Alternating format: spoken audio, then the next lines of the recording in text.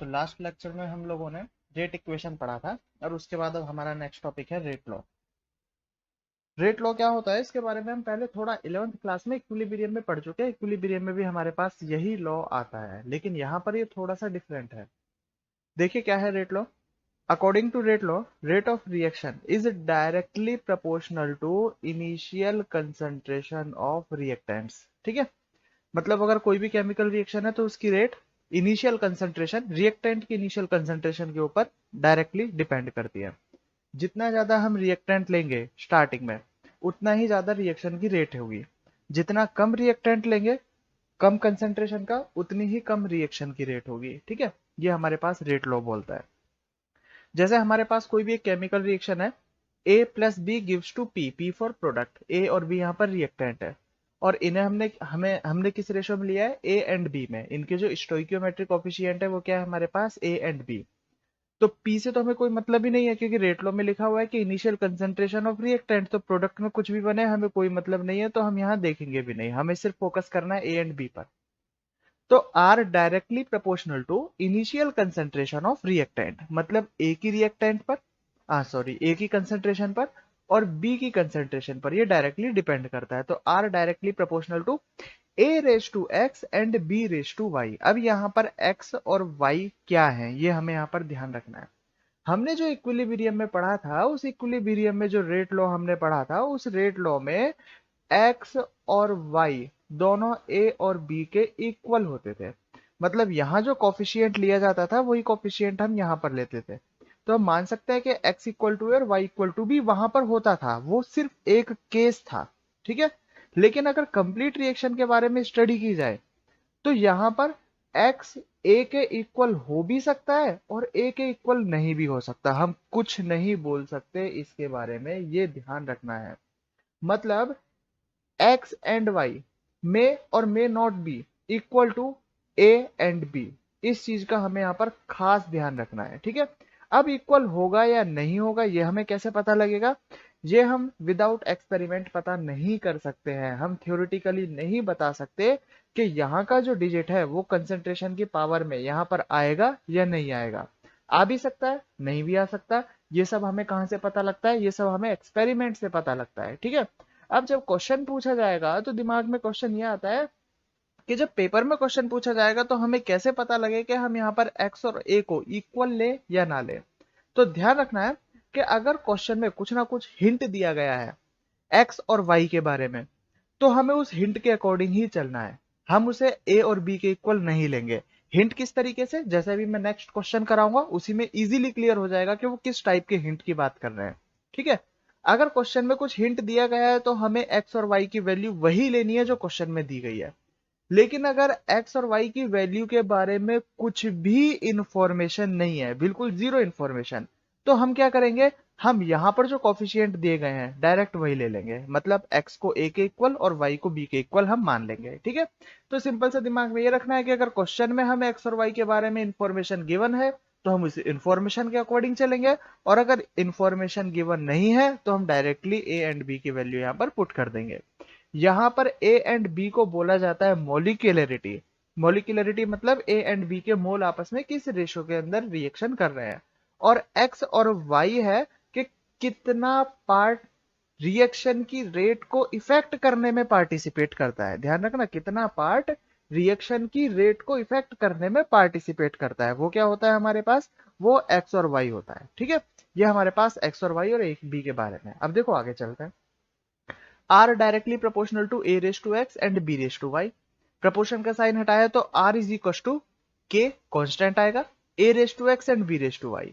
बस हमारे पास यही टर्म है जो यहां से इंपॉर्टेंट और चैप्टर को आगे बढ़ाने वाली है। पहली टर्म है के। ये के क्या है हमारे पास, ये रेट लॉ का कांस्टेंट है, इसीलिए इसे बोला जा रहा है रेट कांस्टेंट। ठीक है, और एक्स और वाई मतलब रिएक्टेंट के ऊपर जो पावर आ रही है उन सब पावर को अगर हम ऐड कर दें एक्स प्लस वाई, तो इसे डिनोट किया जाता है स्मॉल एन से, और इसे हम बोलते हैं ऑर्डर। ठीक है, तो अब जो हमारा आगे का चैप्टर कंटिन्यू होने वाला है वो इस ऑर्डर और रेट कांस्टेंट पर ही पूरा बेस्ड होने वाला है। ठीक है, इसी को हम कंटिन्यू करेंगे। ऑर्डर की वैल्यू क्या क्या हो सकती है, देखो डिफरेंस क्या है मॉलिक्यूलरिटी और ऑर्डर में। जैसे मैंने बताया कि ऑर्डर क्या होता है, रेट लॉ में जो कंसेंट्रेशन की पावर आती है इसके एडिशन को हम ऑर्डर बोलते हैं। ये ऑर्डर जीरो भी हो सकता है, फ्रैक्शन में भी हो सकता है, पॉजिटिव भी जा सकता है, ठीक है। लेकिन अगर हम मॉलिक्यूलरिटी की बात करें तो मॉलिक्यूलरिटी कभी भी फ्रैक्शन में नहीं होगी, मतलब यहाँ पर ये जो डिजिट है ना, ये कभी भी फ्रैक्शन में नहीं होंगे, ये हमेशा कंप्लीट इंटीजर की फॉर्म में ही हमें यहाँ पर मिलेंगे। ये इनके बीच में मेन डिफरेंस है, ठीक है। तो ये रेट लॉ आया होगा समझ में। अब हम इसे आगे चलते हैं रेट लॉ में। तो देखो जिसके बारे में जैसे मैं बात कर रहा था कि प्रैक्टिकल और थियोरेटिकल अगर इंफॉर्मेशन गिवन है या नहीं है तो हम क्या लिखेंगे। देखो पहली रिएक्शन है 2HI gives to H2 + I2। अगर मैं थियोरेटिकली लिखना चाहूं, थियोरेटिकली रेट लॉ, तो इसका रेट लॉ क्या लिखा जाएगा, इसका रेट लॉ लिखा जाएगा R = K HI⁻²। अगर हमें कोई भी इंफॉर्मेशन नहीं गिवन तो हम यहाँ पर ये जो 2 लिखा हुआ है इसी को हम क्या मान लेंगे, इसकी कंसंट्रेशन की पावर में लिख देंगे, मतलब यहाँ का जो ऑर्डर होगा वो मॉलिक्यूलरिटी के इक्वल होगा। ये थियोरिटिकली है। लेकिन जब इसे प्रैक्टिकल परफॉर्म किया जाता है और प्रैक्टिकली ये पता चलता है कि एक्चुअल में यहाँ पर जो थियोरिटिकल है और प्रैक्टिकल है वो दोनों बराबर है। कहने का मतलब जैसे मैंने बोला था may or may not be equal to, molecularity and order दोनों इक्वल हो सकते हैं और नहीं भी हो सकते, तो यहाँ पर इक्वल है, कोई प्रॉब्लम नहीं है। नेक्स्ट इक्वेशन में चलते हैं। यहाँ पर अगर थियोरिटिकल लिखा जाए तो R = K H2O2⁻², मतलब यहाँ का जो ऑर्डर है वो ऑर्डर कितना है, इसे ऑर्डर बोलते हैं हम लोग, तो यहाँ का ऑर्डर है 2। ये सेकंड ऑर्डर रिएक्शन है थियोरेटिकली। लेकिन एक्सपेरिमेंटली यहाँ का जो रेट लॉ है वो एक्चुअल में ये आता है H2O2⁻1। ये फर्स्ट ऑर्डर रिएक्शन है, ये सेकंड ऑर्डर रिएक्शन है ही नहीं। फर्स्ट ऑर्डर रिएक्शन मतलब पावर 1 आएगी, और ये कैसे पता चला, ये हमें एक्सपेरिमेंट से ही पता चला, हम थियोरेटिकली पता नहीं कर सकते, हमारे पास कोई फॉर्मूला नहीं है जिसे हम देख देख के बता दें कि ये फर्स्ट ऑर्डर रिएक्शन है। नहीं, ऐसा नहीं हो सकता, पॉसिबल ही नहीं है, ठीक है। और ऐसा ऑर्डर में डिफरेंस क्यों आता है वो हम न्यूमेरिकल करेंगे, हमें इजीली पता लग जाएगा कि डिफरेंस क्यों आ रहा है। आगे रिएक्शन में चलते हैं। यहाँ का थियोरेटिकल ऑर्डर क्या होना चाहिए, रेट लॉ क्या होना चाहिए, R = K H2⁻1 और Cl2⁻1। अगर हमें कुछ नहीं दिया तो हम यही लिखेंगे, तो यहाँ पर 1 + 1 टोटल ऑर्डर क्या हुआ, यहाँ पर टोटल ऑर्डर हुआ 2। लेकिन अगर हम एक्सपेरिमेंटली बात करें तो एक्सपेरिमेंट में जब ये परफॉर्म होता है तो R = K H2⁻0 और Cl2⁻0, मतलब ये H2 और Cl2 की कंसंट्रेशन पर डिपेंड ही नहीं करता है, ये एक जीरो ऑर्डर रिएक्शन है। आया समझ में। थ्योरेटिकली हम देख के बता सकते हैं कि सेकंड ऑर्डर रिएक्शन हो सकती है, लेकिन प्रैक्टिकली जब परफॉर्म किया जाता है तो ये जीरो ऑर्डर रिएक्शन होती है। ऐसा क्यों होता है, क्योंकि ऑर्गेनिक केमिस्ट्री में हाइड्रोकार्बन में पढ़ा होगा, तो भी पढ़ा होगा तुम लोगों ने कि H2 + Cl2, इसके ऊपर जैसे ही सनलाइट आती है तो सनलाइट आने से क्या होता है, क्लोरीन हाइड्रोजन को रिप्लेस करने लग जाता है हाइड्रोकार्बन में, ठीक है, HCl फॉर्म करता है और वहां पर हमारे पास कोई एक हेलो एल्केन फॉर्म कर देता है। और ये रिएक्शन डिपेंड करती है कि हमारे पास जो सनलाइट आ रही है उसकी इंटेंसिटी कितनी है।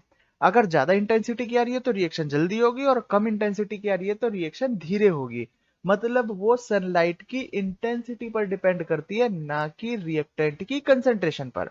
और अगर रिएक्टेंट की कंसेंट्रेशन पर डिपेंड ही नहीं करती है तो इसका मतलब उसका रेट तो कांस्टेंट होने वाला है। और रेट कांस्टेंट मतलब ये कौन सी ऑर्डर हो जाएगी हमारे पास, ये हमारे पास जीरो ऑर्डर रिएक्शन हो जाएगी, ठीक है। तो देखो कहने का मतलब ये, इस रिएक्शन में मॉलिक्यूलरिटी ऑर्डर दोनों बराबर थे। इस रिएक्शन में हमारे पास थ्योरेटिकल वैल्यू ज्यादा थी, प्रैक्टिकल वैल्यू कम थी। यहाँ पर थ्योरेटिकल वैल्यू ज्यादा है, प्रैक्टिकल वैल्यू कम है, तो कुछ भी हमारे पास वैल्यूज आ सकती हैं, हम देख के ऑर्डर नहीं बता सकते। अब अगर देख के हम ऑर्डर नहीं बता सकते तो क्वेश्चन तो हमारे पास ऑर्डर के ही आने वाले, ठीक है।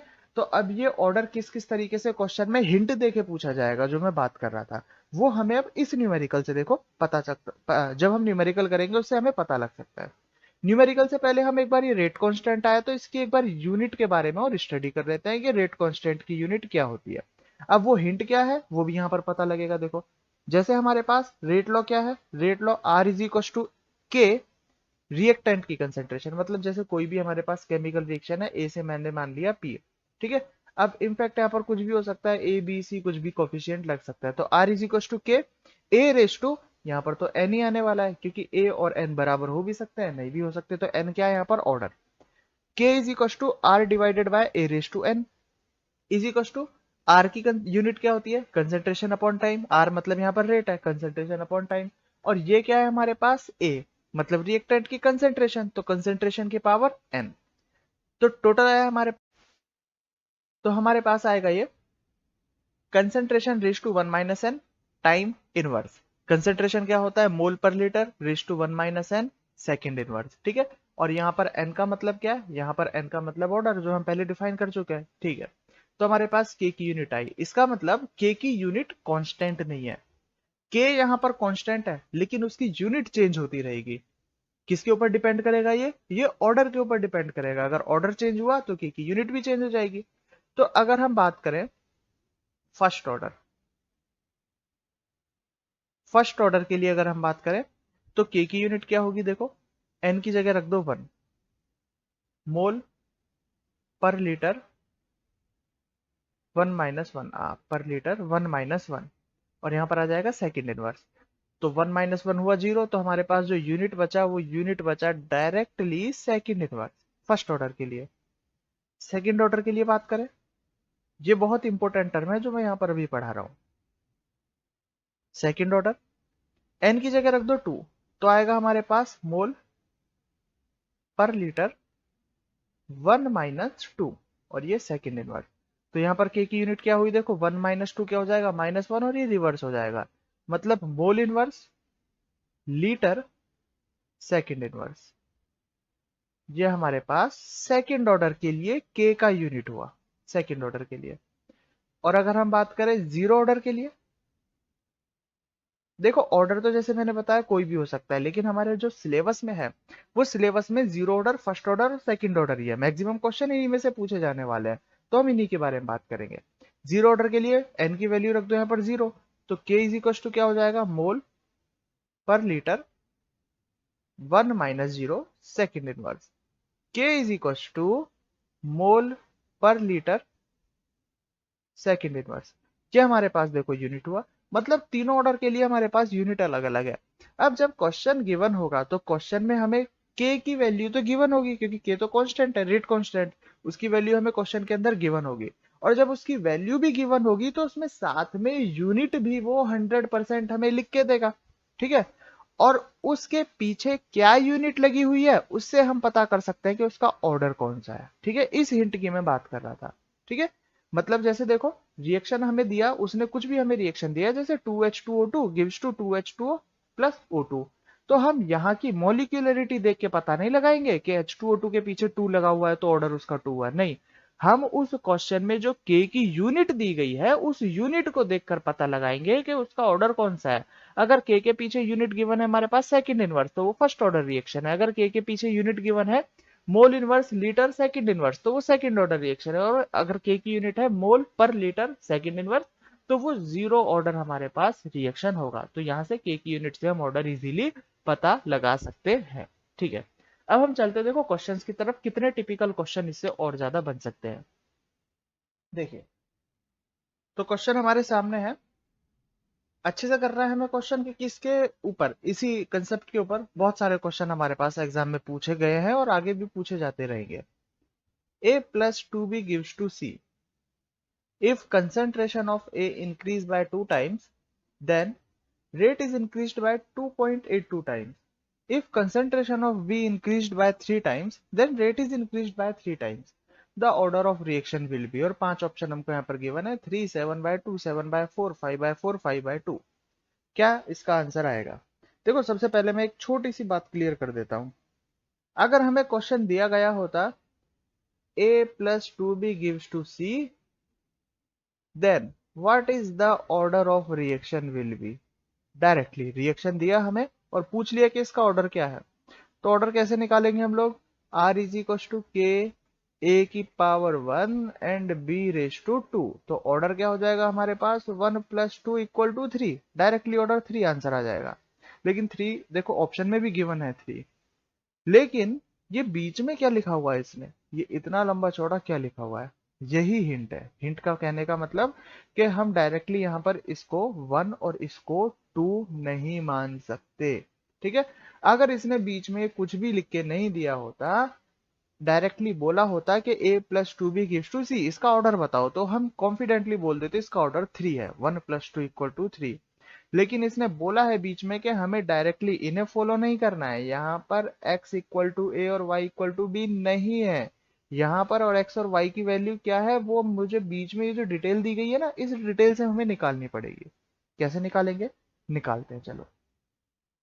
बहुत आसान है, जो जो लिखा गया है बस उसको फॉलो करते जाओ, आंसर हमारे पास सीधा आएगा। कैसे, देखो, if concentration of A increase by 2 times then the rate is increased by 2.82 time. ठीक है, सबसे पहले हम रेट लॉ लिख लेते हैं। रेट लॉ बनेगा क्या है इसका, R इज इक्व टू के। अब A हमें पता नहीं है कितना आएगा, तो A raise to x, B raise to y, ये भी हमें पता नहीं है। और यहाँ पर जो ऑर्डर है जो क्वेश्चन में पूछा गया है वो क्या है, वो x प्लस वाई, जो भी x और y की वैल्यू आएगी वो हम यहाँ पर ऐड कर देंगे, ऑर्डर आ जाएगा। ठीक है, तो ये हमारे पास इसे लिख देते हैं इक्वेशन नंबर 1। ठीक है, अब देखो आगे चलो, अगर मैं ए की कंसेंट्रेशन को 2 टाइम्स कर देता हूं तो रेट 2.82 टाइम्स इंक्रीज हो जाती है। कर देता है, रेट कितना इंक्रीज हो रहा है, 2.82, आर इक्वल टू के। ए को कर दो 2 टाइम्स, तो जो पहले ए था वो अब 2a हुआ, बी रेस टू वाई, ये सेकेंड इक्वेशन आया। ठीक है, चलो आगे चलते हैं। If concentration of b increased by 3 times then rate is increased by 3 times. जो लिखा हुआ है वो कर देते हैं फिर से। रेट हो रहा है 3 टाइम, कब हो रहा है, जब ए में तो कोई चेंज नहीं किया, बोला ही नहीं है। बी हमने 3 टाइम्स कर दिया, बी हमने 3 टाइम्स कर दिया, तो इक्वेशन नंबर 3। 3 इक्वेशन हमारे पास आ चुकी है। इन 3 इक्वेशन को सॉल्व करना है, एक्स और वाई की वैल्यू हमारे पास सामने होगी। कैसे सॉल्व करते हैं, चलो कर लेते हैं। बाय इक्वेशन 2 को अगर मैं डिवाइड, हाँ, इक्वेशन 2 को अगर मैं डिवाइड कर दूं 1 से, तो देखो क्या होगा। 2 को डिवाइड कर रहा हूं 1 से आर कैंसिल हो जाएगा, बचेगा 2.82 is equal to B raise to Y, से B raise to Y cancel हो जाएगा, के से के कैंसिल हो जाएगा, बचेगा क्या मेरे पास, मेरे पास बचेगा 2a raise to x, a raise to x. ठीक है, बाकी सब कैंसिल हो चुका है। लिख के देख लेना तुम लोग, मैं यहाँ पर पूरा डिटेल में एक एक चीज नहीं लिख रहा हूँ। सॉल्व करो, 2.82, ए रेस टू एस से एक a raise to x cut जाएगा और बचेगा क्या, 2 raise to x. 2 raise to x is equal to 2.82, तो एक्स की वैल्यू क्या होगी, थोड़ा सा टिपिकल लग रहा है, थोड़ा सा अगर हम ध्यान दें तो ये आ जाएगा 2 into 1.41 equal to 2 raise to x, और 1.41 क्या होता है, under root 2 is equal to 2 raise to x. ठीक है, 2 अंडर रूट 2 को हम लिख सकते हैं 2 raise to 3/2 is equal to 2 raise to x. तो x की वैल्यू क्या आ गई हमारे पास, x की वैल्यू आ गई 3/2, एक वैल्यू हमारे पास आ चुकी है। ठीक है, x इक्वल टू 3/2 आया। अब क्या करना है, बाय इक्वेशन 3/1, देख लो 3/1, ये 1 है और ये 3 है, डिवाइड करो, r से r कैंसिल हो जाएगा, बचेगा 3, k से k कैंसिल हो जाएगा, a रेस टू x से a raise to x cancel हो जाएगा, और बचेगा हमारे पास 3b raise to y divided by b raise to y। b raise to y से b raise to y cancel हुआ, 3 is equal to 3 raise to y, मतलब y की वैल्यू क्या आ गई हमारे पास 1। तो x और y दोनों आ गए, दोनों को ऐड कर देते हैं, तो order is equal to x plus y is equal to 1 plus 3/2 5/2, ये हमारे पास आंसर आ जाएगा। देखो, जो हमें देखने में 3 लग रहा था, आंसर क्या है हमारे पास 5/2 है ऑप्शन में, ये रहा ऑप्शन, ये आंसर हमारे पास 5/2 आ जाएगा। ठीक है, तो क्वेश्चन में इस तरीके से जो डिटेल्स दी गई होती है वो डिटेल्स हमें यूज करनी होती है ऑर्डर निकालने के लिए, और अगर डिटेल्स नहीं दी होती तो हम डायरेक्टली इक्वेशन से इसका ऑर्डर बोल देते हैं। इसी के बारे में मैं बात कर रहा था। ठीक है, आया होगा अच्छे से समझ में। अब चलते हैं हम लोग नेक्स्ट क्वेश्चन की तरफ। नेक्स्ट क्वेश्चन तुम्हें पॉज करके पहले खुद ट्राई करके देखना है, नहीं होता तो फिर सॉल्यूशन देखना है। ठीक है, देखो नेक्स्ट क्वेश्चन हमारे पास, इन a chemical reaction 2a plus 3b plus c gives to p। अब डिटेलिंग क्या दी गई है, if concentration of a increased by 2 times rate is increased by 8 times, if concentration of b is increased by 3 times rate become 1/3 of initial rate, if concentration of c increased by 3 times then rate increased by 3 times, find order of reaction। तो जो जो question के अंदर बोला गया उसे follow करते चलो, आंसर हमारे पास आ जाएगा। सबसे पहले हमें लिखना है rate, rate is equal to, rate law में r इज इक्वल टू के ए रेस टू एक्स, क्योंकि हमें पता नहीं है कि ए का ऑर्डर क्या होगा, बी रेस टू वाई, और सी रेस टू जेड, इनकी पावर क्या है वो हमें फाइंड करना है। कैसे करेंगे देखो, सबसे पहले जो पहली डिटेलिंग है उसकी बात करते हैं। If concentration of A increase by 2 times, A की कंसेंट्रेशन को 2 टाइम्स इंक्रीज कर दो, 2 raise to X, 2a raise to x, ठीक है। तो रेट कितना इंक्रीज हो रहा है, 8 टाइम्स, ये 8 times, b raise to y and c raise to z, ठीक है। ये इक्वेशन 1, इक्वेशन 2। इक्वेशन 3 कहां से बनेगी, b से। If concentration of b is increase by 3 time, तो b को हम कर देते हैं 3 टाइम्स इंक्रीज। अब a को हमें वापस a ही लिखना पड़ेगा, 2a मत लिख देना, ठीक है। तो b को हम कर रहे हैं यहाँ पर 3 टाइम्स इंक्रीज कर रहे हैं, c raise to Z.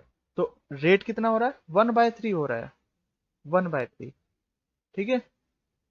Next हम बात करें, if concentration of C increased by 3 times, C को भी 3 टाइम्स इंक्रीज कर देते हैं, जैसा बोला गया वैसा करना पड़ेगा। ये हमने कर दिया 3 टाइम्स इंक्रीज, ठीक है। तो रेट पर क्या इफेक्ट हुआ, रेट भी 3 टाइम्स इंक्रीज हो गया, तो 3R। तो इक्वेशन नंबर 4। अब हमारे पास ये 4 इक्वेशन आ चुकी है, इन 4 इक्वेशन को सॉल्व करना है, ठीक है। पहले मैं लॉन्ग मेथड से बता रहा हूँ, उसके बाद मैं बिल्कुल शॉर्ट मेथड से बताऊंगा, जिसमें हमें पेन भी चलाने की जरूरत नहीं होगी और आंसर हमारे पास आ जाएगा, ठीक है। सबसे पहले हम करेंगे बाय 2/1। जब 2/1 करेंगे तो देखो क्या क्या कटने वाला है, आर से आर कट जाएगा, के कट जाएगा, ए रेस टू एक्स से ए रेस टू एक्स कट जाएगा, बी रेस टू वाई से बी रेस टू वाई कटेगा, सी रेस टू जेड से सी रेस टू जेड कट जाएगा, और बचेगा हमारे पास, खुद लिख के देखना, कट करके देखना, बचेगा 8 equal to 2 raise to x हमारे पास फाइनल बचेगा। मतलब हम लिख सकते हैं 8 को 2 raise to 3 is equal to 2 raise to x, तो एक्स की वैल्यू आ गई हमारे पास डायरेक्टली 3, ठीक है। सेकंड देखते हैं, बाय 3/1। अब जब इसको हम लिखेंगे तो आर से आर कट जाएगा, 1/3 is equal to 3 raise to y बचेगा। तो यहाँ पर y की वैल्यू क्या होनी चाहिए, -1, ठीक है। जब -1 होगी तभी तो 3 का इनवर्स होगा, तो यहाँ पर y की वैल्यू आ गई हमारे पास -1, ठीक है। अब हम देखते हैं 4/1। 4/1 में देखो क्या बचेगा हमारे पास, 3 equal to 3 raise to z. तो z की वैल्यू क्या आ जाएगी हमारे पास, 1 आ जाएगी, ठीक है, 1 आ गई।